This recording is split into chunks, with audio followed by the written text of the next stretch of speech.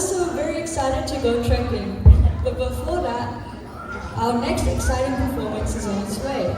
It's a speech by Dipali Kaki.